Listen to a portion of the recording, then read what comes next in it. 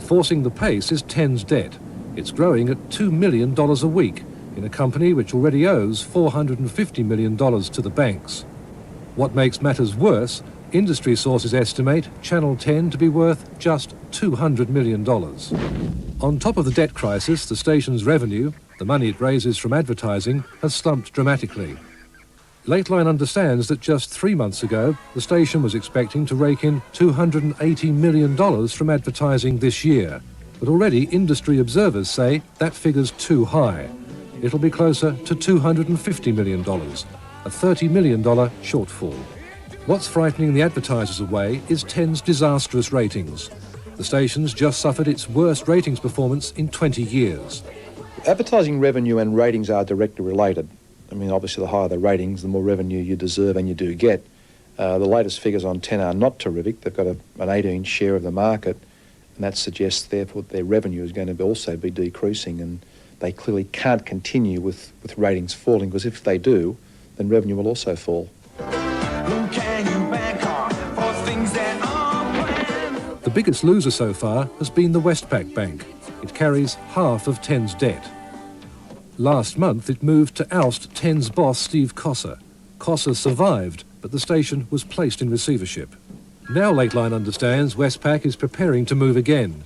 It could come as early as 3 weeks' time, when it gets the receiver's report detailing Ten's financial plight. Again, there's no room for Cossa.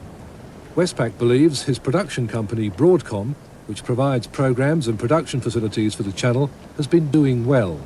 They cite the fact that Broadcom charged $8 million to cover the New South Wales Rugby League for 10, while some industry sources say an independent production house could have done it for $4 million. To protect its interests, Westpac will make a takeover bid for the network. Its offer will be the same as its debt, and much too high for anyone else to compete. Even though former Channel 9 board member Malcolm Turnbull has been barred from taking part in the running of the station, he's a key advisor to Westpac.